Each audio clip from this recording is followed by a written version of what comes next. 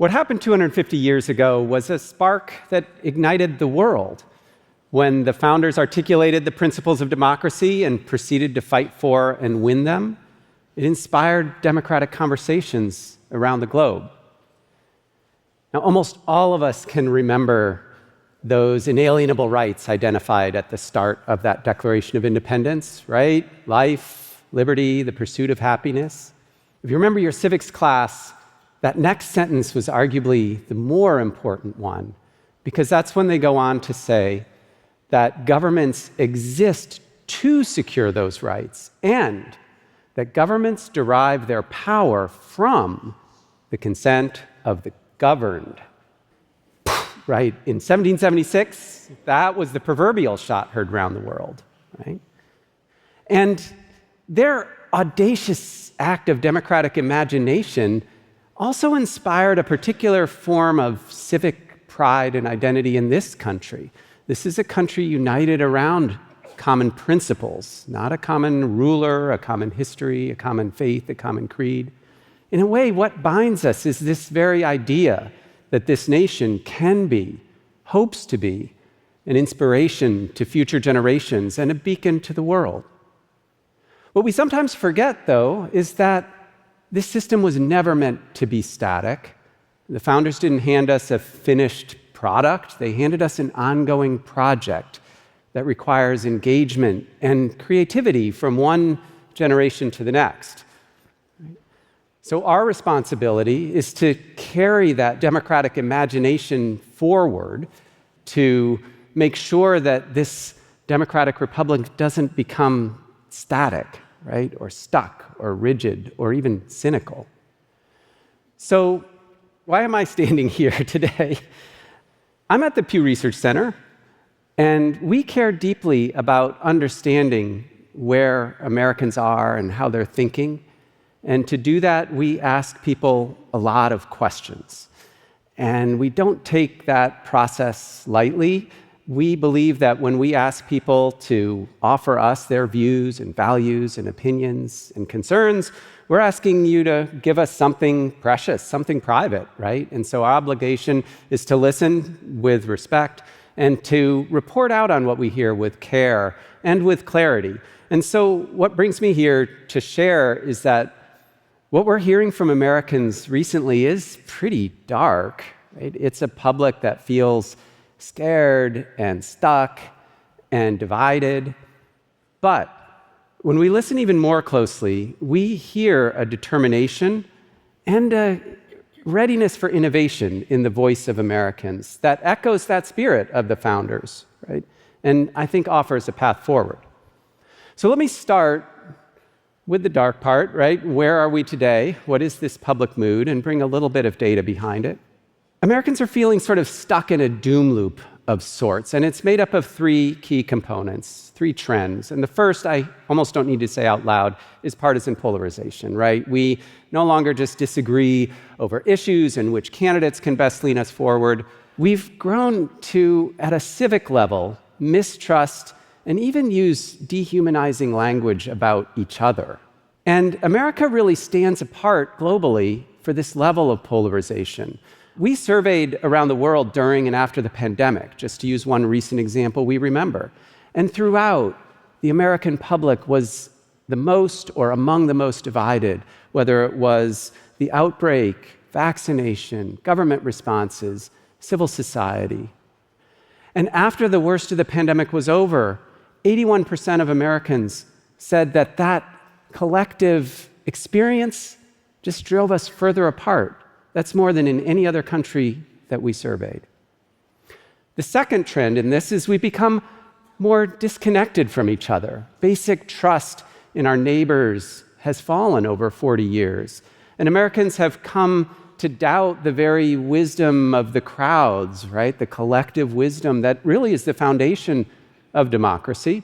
And again, America stands apart from other countries in this sense of disconnection. Last year, we surveyed people in 24 countries around the world, and the American public was the least likely to say they feel connected to their fellow citizens in their country, and among the least likely to say even that they feel connected to people in their local communities. And the third factor in this is that many Americans have come to believe that our political system is just fundamentally flawed. Basic trust in the government to do what's right, it's vacillated, but it's just fallen and flatlined for over 20 years. And Americans today are more likely to believe their elected officials care more about winning those partisan skirmishes and even enriching themselves than they care about the act of listening and representing their constituents.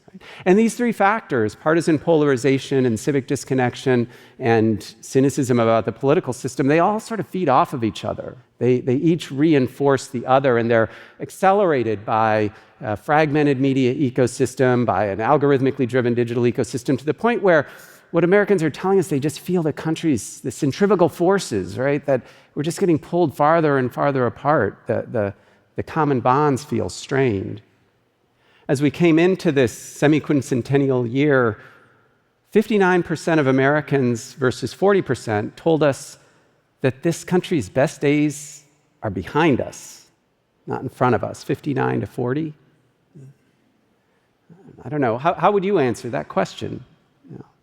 And if your thinking is maybe behind us, like what does it take to turn that lens, right? I mean, it's easy to get discouraged and depressed even. The question is, what do we do about it? And in my experience, that question almost always starts with each of us. So let me offer three quick things. The first, I might see a little glow off of a couple faces in the dark theater. We probably should put the phones down, right? They're not helping. And maybe the way to think about it is that our addiction to, or commitment to, whatever language works for you, those devices is really taking away our most valuable asset in our communities. It's our attention, right? Our ability to connect at a human level. And that gets me to my second point, is we do need to be talking to each other more. And in a way, the American public today has become afraid to have conversations about their democracy because we've allowed the frame to be set around our grievances and our fears and our differences. But there's a different kind of conversation we can be having. It's what we're here for today. It's about our hopes for this country and what we can be doing together. Now, I grant you that's still a hard conversation to start, especially with someone you don't know. But nobody can take that small step but each of us, and that's what becomes cumulative.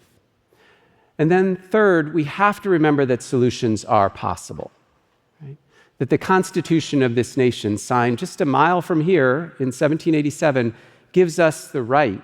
It actually gives us the obligation to take things into our own hands, because the founders, in all their wisdom and all their flaws, understood that when any system of government becomes static, it becomes stuck, right? So we have to remember that our democracy is dynamic. And what I mean by that is not just that our democracy has to figure out how to address emerging issues and technologies, right? To be sure, the founders, I'm pretty convinced, couldn't imagine this thing we're calling artificial intelligence and offer us advice about how we should think about what it means for our society, for our politics, for our economy. I mean, we're going to have to figure that one out. Right? I'm actually talking about something more fundamental, which is that the founders understood that any system of government that's carefully balancing our liberties and governance, if left still for too long, sort of becomes trapped. So take partisanship. The founders couldn't have imagined the Republican and Democratic parties of 2026, but they absolutely understood that political polarization was fundamental. It was going to happen in any democratic system and needed to be attended to, or it would become dangerous. They couldn't have fully understood how large the population of this country would grow and its distribution and its diversity, but they absolutely understood that how we take the voice of that public and convert it into effective representation through elections was going to require constant attention and adaptation, or it would get trapped or even hijacked. I mean, look at what we're doing with redistricting today, right? They couldn't have fully understood how huge this country's economy would be and the amount of money in our system and how that would influence politics, but they did understand, and you can see it in their writing, that money was a fundamental challenge that every democracy was going to have to balance if it cared about representation. And in all of these spaces, they never thought that there could be one solution, because every time you fix a problem, another problem arises. That's not a flaw. That's the nature of a democratic republic. That's what we signed on for, right? So we can all think about our biggest problems with government today, but I'm here to also say that we can think of solutions. Last year, we interviewed Americans across the country and asked them, what would you do to fix our political system? Boy, did they have a lot to say, right? At the biggest level, a vast majority of Americans are willing to engage with major reform to our political system, out of scale, actually, with other countries of our means. Their priorities would be improving the quality of representation, reducing the influence of money in our political system, diffusing that negative partisan tone that our dialogue just gravitates towards. And they're willing to engage with conversations about a whole host of reforms, from long-standing ideas like term limits for members of Congress to newer ideas like age limits for elected officials or judges, or getting rid of the Electoral College or their electoral reforms. There are so many ideas out there that a majority of Americans are ready to think about. Now, I'm not here to advocate for any of those particular reforms. Each of them can be debated for their pros and their cons. What I'm here to say is we really need to be having those debates, and we need to take them seriously. And we need to have the courage to be willing to change a political system that a majority of Americans feel is obviously broken.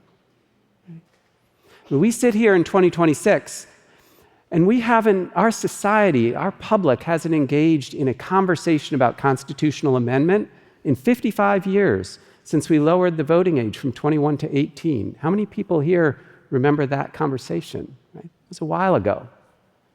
The previous time our Constitution went unamended for a stretch that long was in the lead up to the Civil War. We have to remember that our democracy is meant to be dynamic and through our action. But we've sort of become so afraid of what could be worse, particularly could it benefit the other side, right? That we've stopped really imagining how we can make it better. So I want to go back to the Declaration of Independence, because after enumerating those inalienable rights and after asserting that authority comes from the governed, they go on to say that whenever any system of government becomes destructive to those ends, it is the right of the people to alter or to abolish that government. Now, in the context of 1776, there's no doubt that they were saying they had no choice but to abolish the system they were living under and start from scratch.